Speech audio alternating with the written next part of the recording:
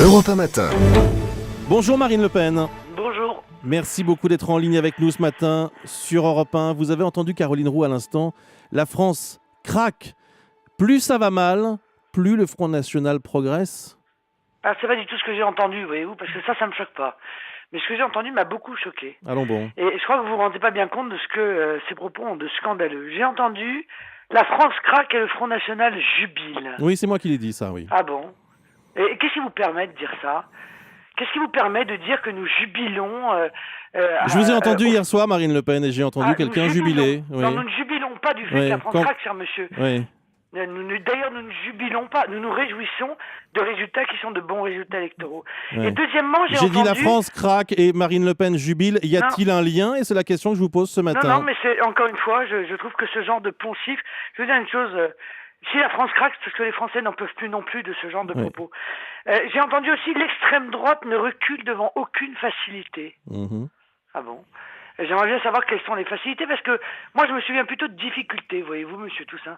Je me souviens que pendant la campagne présidentielle, contrairement à ce que vous dites, la candidate du parti que vous continuez d'ailleurs à dénommer d'extrême droite, et alors que nous le contestons, a été plutôt courageuse, me semble-t-il, en montant au créneau contre l'Europe, contre l'euro, contre toute la classe politique, qui étaient tous eurobéats, qui considéraient tous que l'Europe ça fonctionnait très bien. Alors, oui. Etc., Parlons d'aujourd'hui, etc. Marine Le Pen. Donc, vous voyez, ce genre d'accusation, personne vous accuse.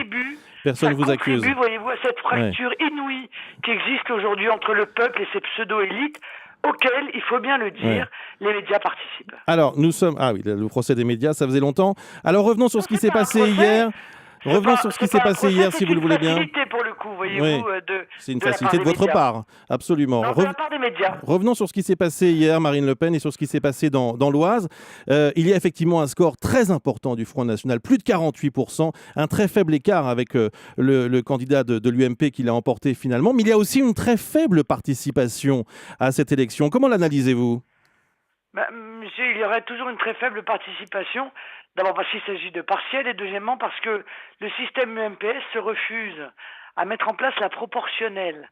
Et par conséquent, ils ont choisi un mode de scrutin qui est un mode de scrutin qui protège leur mandat et qui empêche le peuple d'avoir des représentants et notamment qui empêche l'Assemblée nationale d'être représentative de l'ensemble des sensibilités politiques. Il y a une analyse qui n'a pas été faite par nous, qui est mathématique d'ailleurs.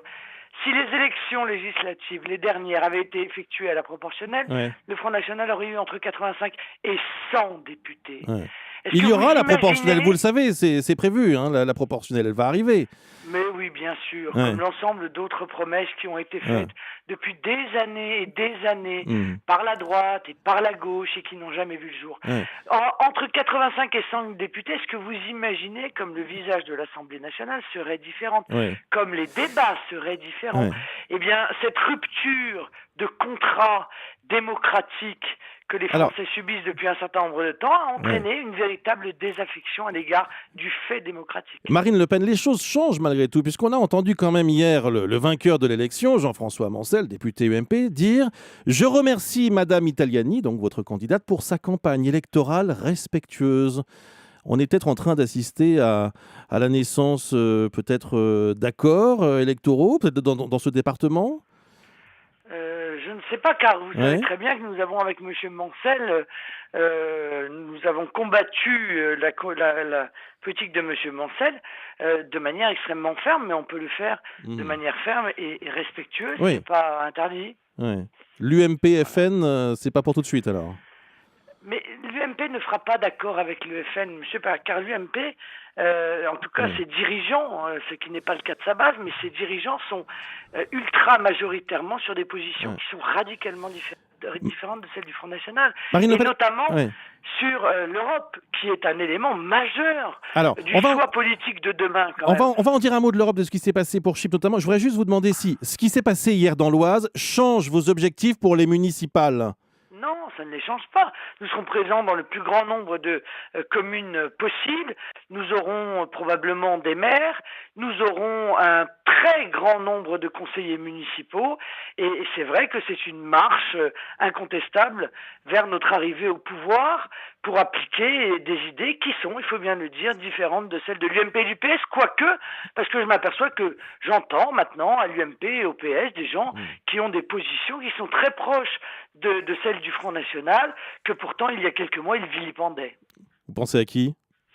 Oh, je pense à M. Le Maire quand il parle de l'Europe et qu'il condamne l'Europe avec virulence, à M.